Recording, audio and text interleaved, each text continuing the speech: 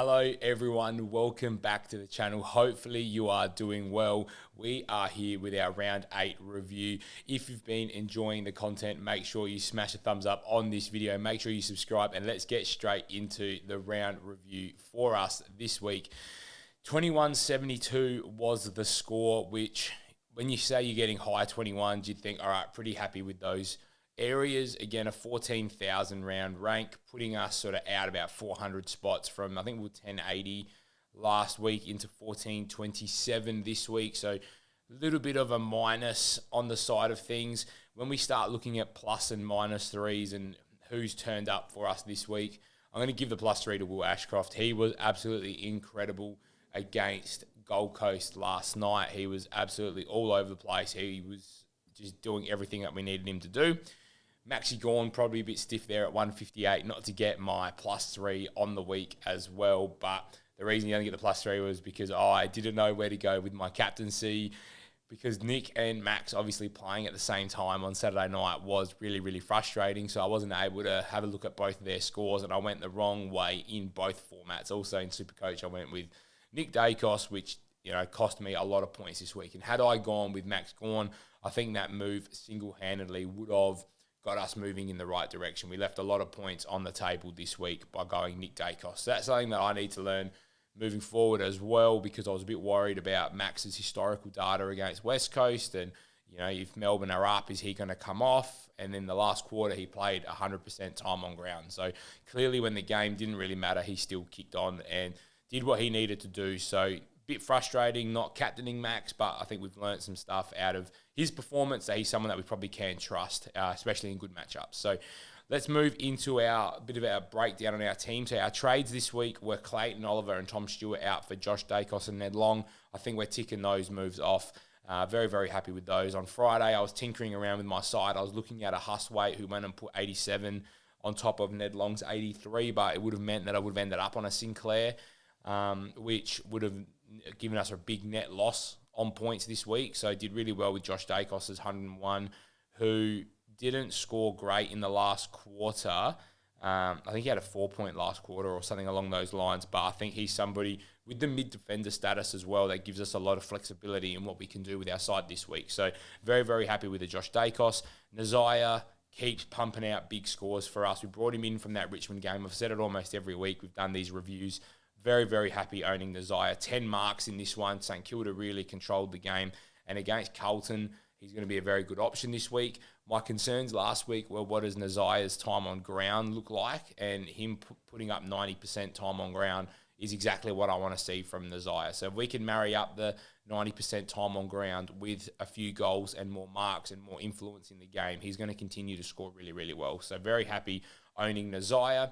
Then we've got two combinations of players here in our defence. Our two Richmond boys, fantastic. Luke Trainer, very, very happy holding him. I was worried after Thursday night when Zach Reid dropped a 90. I thought, crap, Trainer's got Hawthorn. That's going to be a tough game. He ends up getting 8 marks, 21 touches, 87 fantasy points. Brilliant. What we want to see from Luke Trainer. Everyone's talking about the difficulties of West Coast as a defensive matchup. I think at the MCG, he's just going to get involved in that chip mark game. Hopefully, Richmond are on top in that game as well, which means that him and Short might be able to give each other some points. So very happy owning my two Tigers boys in defence. The Sydney boys, Riley Bice gets a pass.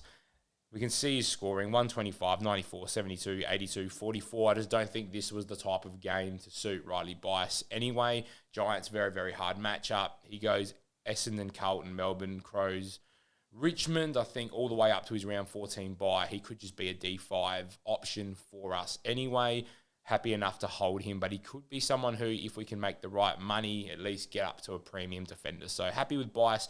Obviously, his cash is going to stall a little bit now. His break-even's at 76, but there's a world where he scores 100 this week against Essendon and continues that cash generation. Midfield is an interesting spot for us.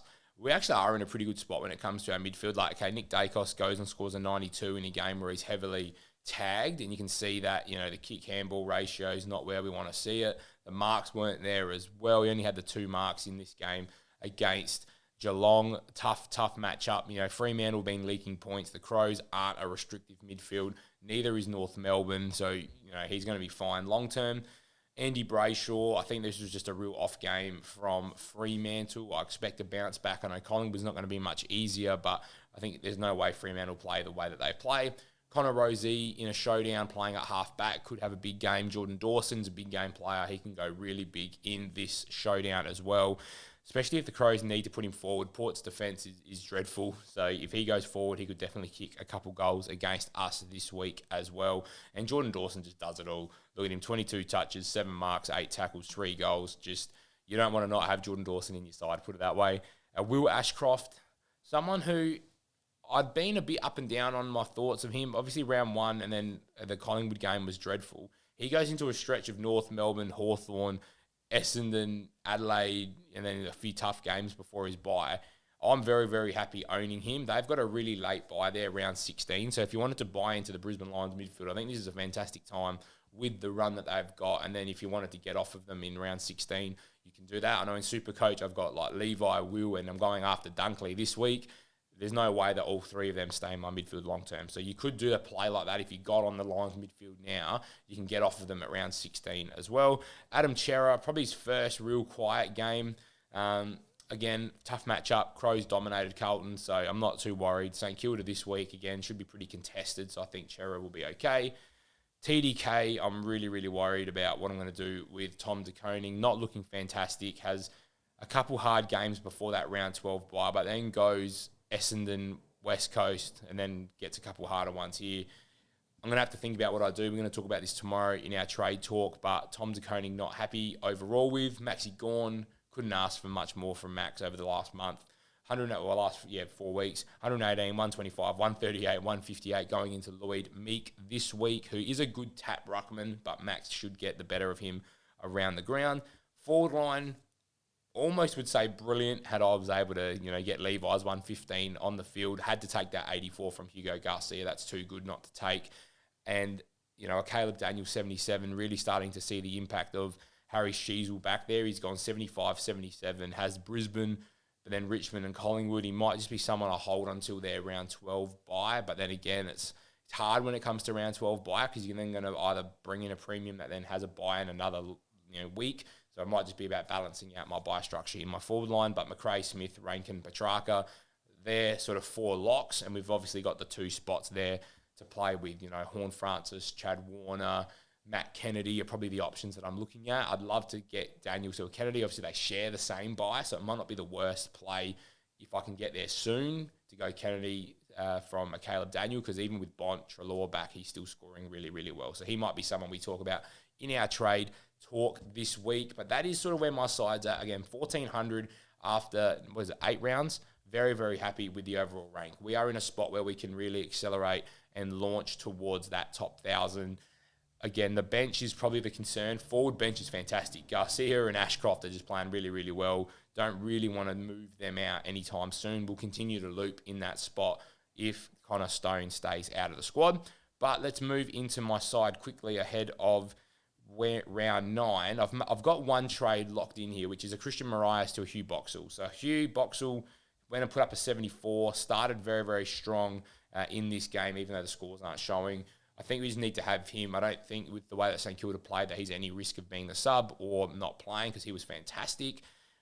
The first sort of thought I'm looking at with my side there, I've got probably 2 options this week. There's the Caleb Daniel move if I wanted to get onto a Matt Kennedy or a Jason Horne-Francis. I can make that happen because we've got 275k sitting in the bank. So I can move a Caleb Daniel around. I can't use a lot of flexibility because all of my sort of flex moves are all defender-oriented moves. So I can't get any forwards into midfield, I don't think. So if you can let me know if I can do that in the comments.